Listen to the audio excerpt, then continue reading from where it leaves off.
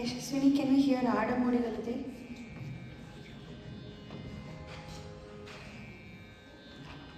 A little louder.